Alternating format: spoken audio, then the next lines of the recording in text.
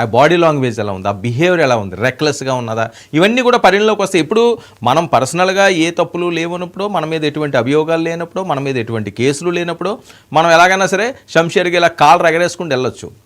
కానీ మనం ఎందులోనే ఇరుక్కున్నప్పుడు, కేసులు ఉన్నప్పుడు, ఇబ్బందికర పరిస్థితులు ఉన్నప్పుడు నేను కాలు రగరేస్తానంటే ఏం చేస్తారో మడత పెట్టేస్తారు. సో ప్రాబ్లం అది. ఇవి కూడా చాలా ఇబ్బందికరంగా మారే అవకాశం ఉంది అని చెప్పి పెద్ద ఎత్తున వార్తలు వస్తున్నాయి. సరే, ఇంకా హంగామా పిఎస్ ముందు ఫుల్ జోష్గా హంగామాలు చేయడం, ఏవో మా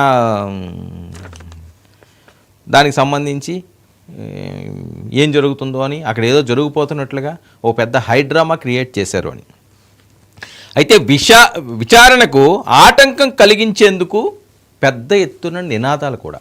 ఇది చాలా క్రైమ్ అండి. ఇది మరి తెలిసి చేశారో తెలియక చేశారో కానీ అనవసరంగా ఆవిడ మహిళని అయితే ఇబ్బంది పెడుతున్నారన్నది.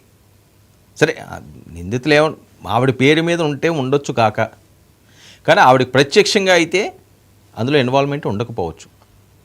ఆస్తులన్నీ ఒకరి పేద మీద పెట్టుకోలేదు కాబట్టి భార్య మీద, అలాగే పిల్లల మీద, లేకపోతే తోబుట్టువుల మీద, లేకపోతే వేరే తెలిసిన వాళ్ళ మీద ఆస్తులు పెట్టుకుంటారు. అది షరా మామూలే. ఈవిడు పేరు మీద కూడా ఆస్తి ఉండొచ్చు, కానీ ఈవిడ వెళ్ళి రోజుకి ఏమైనా రేషన్ బియ్యం ఆ గొడవనికి వెళ్ళి ఆవిడ తనిఖీ అదేం ఉండదు కదా. ఆడవాళ్ళు పాత్ర ఎంతవరకు ఉంటుంది? అందులో పేరు నాని గారి కుటుంబంలో నుంచి వచ్చిన మహిళ అయితే ఇంకా జాగ్రత్తగా ఉంటారు. వాళ్ళు బయట ప్రపంచానికి కూడా పెద్దగా తిరగరు. అంటే అంత ఆ కల్చర్ ఉండదు కాబట్టి. ఇప్పుడు జనరేషన్ అంటే మారింది, కానీ ఒకప్పుడు ఎలా ఉంటుంది? తండ్రి చాటు బిడ్డగా, భర్త చాటు భార్యగా ఉండే పరిస్థితి ఆ కాలం వాళ్ళు. ఒక 25-20 సంవత్సరాల క్రితం పెళ్ళైన వాళ్ళందరూ కూడా అదే పరిస్థితి ఉంటుంది. వాళ్ళు అంత ఫ్రీగా తిరిగి వేరేగా ఉండదు.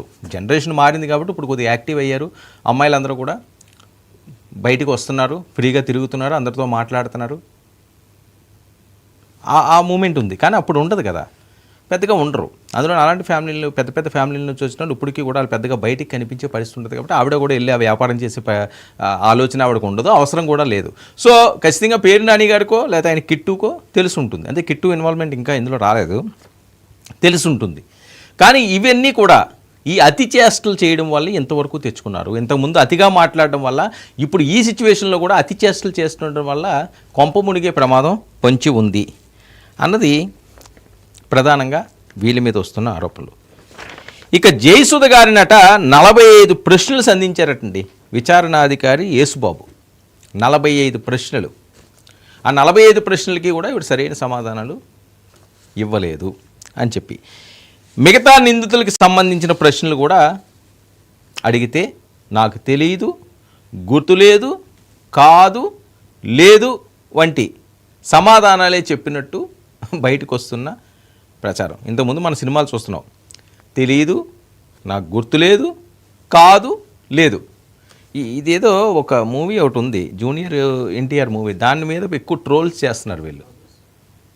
అదుర్స్ అనుకుంటాను, వివి వినాయక్ చాలా అద్భుతంగా ఆ కామెడీ ట్రాక్ పండిస్తాడు. ఆయన డబుల్ రోలు ఈయన.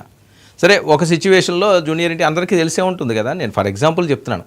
సో అలాగే ఇక్కడ ఉన్నదని చెప్పి సోషల్ మీడియా ఇప్పుడు ఇలాగంటే చాలు వాయించేస్తున్నారు వాళ్ళు పట్టుకోండి.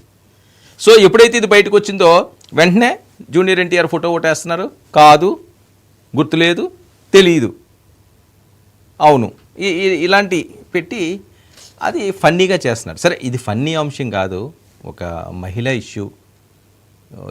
అసలు ఎప్పుడూ ఇబ్బంది పడని వాళ్ళను ఈరోజు అనవసరంగా ఆవిడ ఇబ్బంది పడ్డది. అంటే తప్పు చేసిన వాళ్ళకి శిక్ష తప్పదు అన్నది కళ్ళ ముందు కనిపిస్తున్న అంశాలు. తప్పు చేస్తే దాన్ని ఎవరూ తప్పించుకోలేరు, అది కదా. ఇక విచారణలో మెతక వైఖరి పోలీసులు ప్రదర్శిస్తున్నట్లు సమాచారం. మొదటి నుంచి దీని మీద ఏంటంటే ఎవరో కాపాడుతున్నారు. జనసేన వాళ్ళకి కోపం ఉండొచ్చు, పవన్ కళ్యాణ్ గారికి కోపం ఉండొచ్చు, పేరు నాని ఈ రకంగా మాట్లాడేది చేశారు అని. కానీ ఎక్కడో ఏవో లింకులు ఉన్నాయి, ఒక సాఫ్ట్ కార్నర్ ఆయన మీద కనిపిస్తుంది. అందుకనే పెద్దగా దీని మీద ఫోర్స్ ఉండట్లేదు. లేకపోతే మరి ఇంతకుముందు మినిస్టర్ కాబట్టి అక్కడ ఉన్న సీఏలు, ఎస్సీలు, లేకపోతే ఏఎస్పీలు వాళ్ళు పెద్దగా మాట్లాడలేరు కదా, డిఎస్పీల స్థాయి వాళ్ళు అందరూనే. ఎప్పుడు ఎలా ఉంటుందో తెలియదు కదా. రాజకీయ నాయకులతో పెట్టుకుంటే ఏదో పెట్టి గోక్కున్నట్టే ఉంటుంది.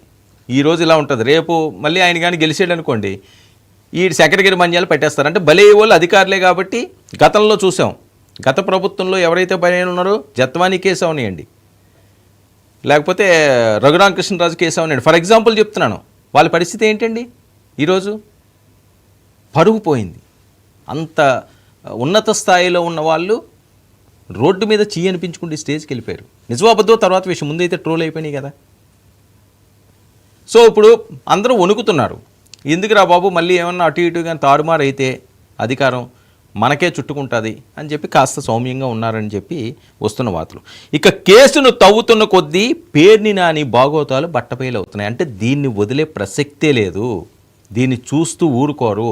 ఎందుకు ఊరుకోరయ్యా అంటే దీనికి ఇప్పుడు అసలు విషయానికి వెళ్తాం. గతంలోకి